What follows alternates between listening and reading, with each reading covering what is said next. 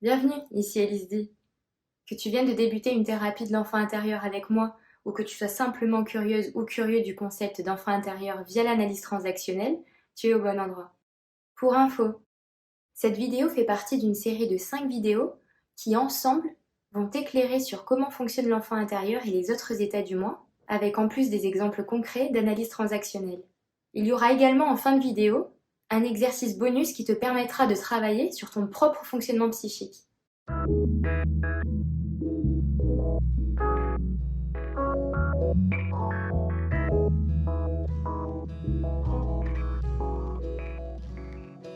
Aujourd'hui, dans une troisième vidéo, nous allons aborder l'état du moi, parent intérieur. Rappelle-toi, dans la première vidéo, nous avons présenté en bref qu'est-ce que l'analyse transactionnelle avec les 3 états du moi. Puis dans une deuxième vidéo, nous nous sommes focalisés sur l'état du moi enfant intérieur. Si tu n'as pas vu ces 2 premières vidéos, je t'encourage à le faire avant de poursuivre la vidéo, au risque de ne pas comprendre ce qui suit. Ok, alors le parent intérieur, c'est quoi ? Ou plutôt, c'est qui ? Comme je le disais dans la première vidéo, c'est la part en toi qui ressent, pense et se comporte comme le faisaient les personnes qui s'occupaient de toi et toutes les figures d'autorité dans ta vie. Du passé le plus lointain jusqu'à maintenant. Il représente l'autorité éducative, normative et affective. Mais quand est-ce que cet état du moi apparaît dans ma vie ? Demanderait peut-être ton petit enfant intérieur rebelle. Eh bien, il n'y a pas d'âge défini. Bien sûr, il n'apparaît pas à la naissance, mais il ne faut pas non plus attendre l'âge adulte pour qu'il se développe, mais plutôt au cours de la petite enfance. En fait, à partir du moment où tu as intégré la notion d'autorité, en la ressentant au fond de toi et quand tu as commencé à l'exercer auprès des autres, c'est là que ton parent intérieur est né. Donc si tu as des souvenirs de toi en train d'apprendre à Camille à jouer aux billes tout en expliquant les règles, ou que tu aies prêté ton stylo à Théo parce que le sien ne marchait plus, ou encore que tu aies défendu Nicole de ne pas s'en prendre une par la terreur de l'école, alors tu étais dans ton parent intérieur. Le parent intérieur qui aide, soutient et accompagne les autres autour de lui. Concrètement, ton parent intérieur s'est nourri des valeurs, des paroles, des actes, des regards, des comportements de tous ceux qui ont eu autorité sur toi. Donc parents, grands-parents, instituteurs, nourrices, éducateurs, politiciens et patrons, et j'en passe. Et ces transmissions d'injonctions, de messages, de valeurs culturelles et collectives, de règles, d'interdits, d'habitudes et de traditions, ont scindé ton parent intérieur en 2 parties bien distinctes.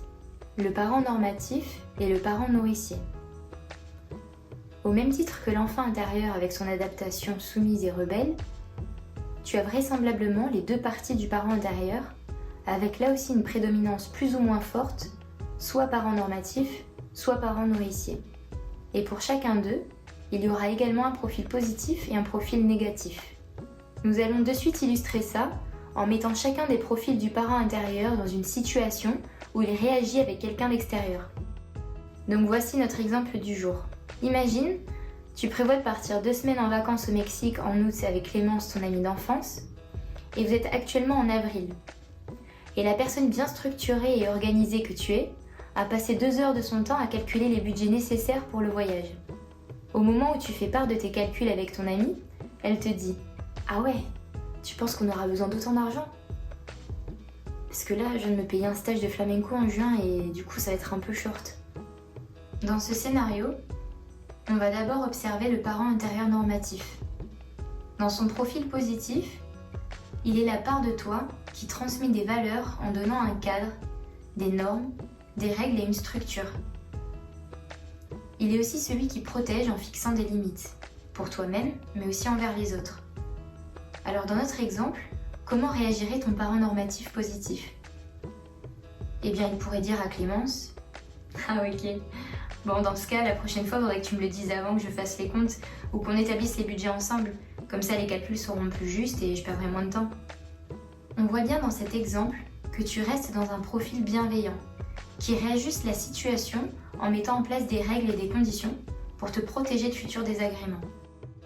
Donc dans le profil négatif du parent normatif, son rôle sera poussé à l'excès, jusqu'à être le persécuteur rigide qui critique, juge, menace, privilégiant la règle sans tenir compte de la réalité ou du contexte présent. Encore une fois pour toi-même, mais aussi envers les autres. Dans notre scénario, ton parent normatif négatif pourrait dire à Clémence: il y a toujours des mauvaises surprises avec toi. Bon écoute, tu te débrouilles pour trouver les fonds. Moi j'ai passé l'après-midi hier à tout calculer en fonction de ce qu'on voulait faire, donc c'est pas mon problème en fait. Là on voit bien qu'il y a une rigidité. On ne s'adapte pas du tout avec la réalité présente, avec en plus du jugement, de la critique. Parfois on peut avoir des difficultés à savoir si une phrase a plutôt une connotation positive ou négative. Par exemple, si on reprend la phrase du parent normatif positif et qu'on change seulement le ton. Ah, ok. La prochaine fois, faudrait que tu me le dises avant que je fasse les comptes. Comme ça, je perdrai moins de temps. Tu vois, la phrase est la même, mais le ton est différent. On voit bien qu'il y a un ton accusateur. Alors que dans l'autre, c'était plutôt bienveillant. La plupart du temps, c'est vraiment le ton de la phrase qui va t'aider à comprendre si tu te trouves dans le profil négatif ou positif. Je suis sûre que tu peux te reconnaître ou reconnaître des gens de ton entourage dans les différentes réactions de ce scénario. Et peut-être que ton enfant intérieur a pu pâtir du profil négatif du parent normatif par le passé. Je te laisse un instant lui poser la question.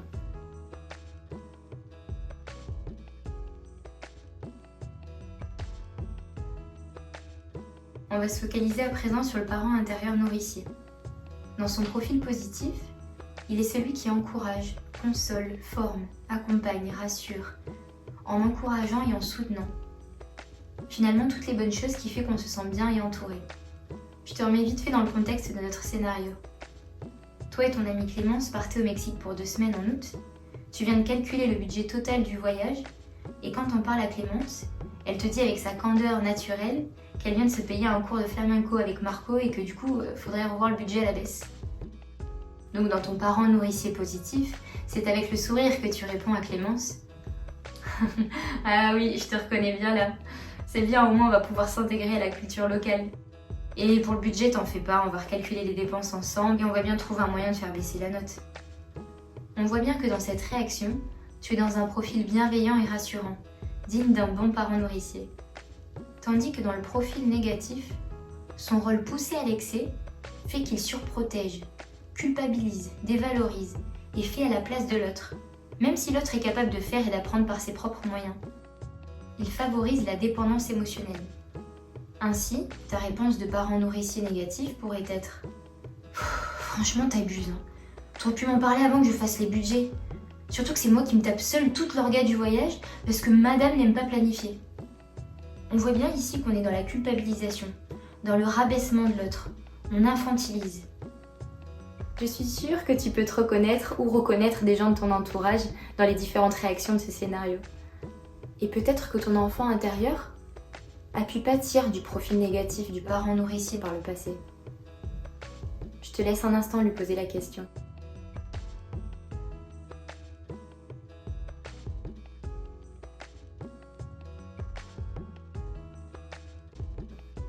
Il est important d'ajouter que plus tu vis longtemps dans ton environnement familial, plus ton parent intérieur va refléter les attentes et les valeurs de tes propres parents, les réels. Une relation fusionnelle et ou toxique avec tes parents peuvent après un certain âge vraiment biaiser le développement d'un parent intérieur équilibré. En effet, on a vraiment besoin d'une multitude d'influences et de partage avec ses pairs pour consolider un parent intérieur harmonieux. Autre chose, il n'est pas rare que les enfants de parents divorcés ou ayant vécu dans des familles d'accueil développent les 2 parties, parents normatifs et parents nourriciers, de manière plus complexe et hétérogène. Pour résumer, tu l'auras bien compris, on a tous en nous un parent normatif et un parent nourricier, en ayant toutefois pour la plupart d'entre nous une prédominance normative ou nourricière. Chacun d'eux a un profil positif et négatif dans lequel on fluctue au quotidien. Encore une fois, au même titre que l'enfant intérieur, il s'agira de reconnaître lorsque tu es dans le profil négatif et d'identifier dans quelle mesure et sur quel aspect de ta vie cela t'affecte pour ainsi te réajuster vers une posture plus harmonieuse. Ainsi, que tu souhaites utiliser l'analyse transactionnelle comme outil chez toi ou que tu veuilles l'utiliser dans le cadre d'une thérapie à mes côtés, cette pratique te permettra de rencontrer ton parent intérieur. De plus, elle t'aidera à identifier si tu as une adaptation plutôt normative ou plutôt nourricière et comment cela se traduit sur ton comportement au quotidien. Le but également est de voir comment interagissent ton parent intérieur et ton enfant intérieur, de les mettre en dialogue pour désamorcer les conflits internes récurrents. Et rappelle-toi, ce qui est formidable avec l'analyse transactionnelle, c'est que tu peux l'utiliser pour comprendre et transformer ton propre fonctionnement, mais aussi transformer les relations avec ton entourage, avec ton ou ta partenaire, ta famille, tes amis, tes collègues, patrons, etc. Le chapitre sur l'état du moi, parent intérieur se clôt aujourd'hui. Si tu as des questions, n'hésite pas à les poser en commentaire. Si tu as aimé la vidéo, n'oublie pas de laisser un pouce bleu et de souscrire à la chaîne. Mon parent intérieur me donnera des bons points parce qu'il pense que j'ai fait du bon travail. Et bien sûr, si tu penses que ces informations peuvent aider quelqu'un que tu connais, n'hésite pas à partager. Et on se retrouve de suite dans une 4e vidéo pour aborder le dernier état du moi, l'adulte intérieur. N'oublie pas de répondre au sondage en laissant ta réponse en commentaire. Penses-tu avoir un parent intérieur plutôt normatif ou plutôt nourricier? Et juste avant d'aller plus loin, au-delà de l'aspect théorique, je t'offre également l'opportunité de travailler concrètement sur tes états du moi. Il te suffit juste de cliquer sur le lien dans la description de la vidéo pour accéder gratuitement à un exercice ludique qui te permettra de travailler sur l'un d'eux.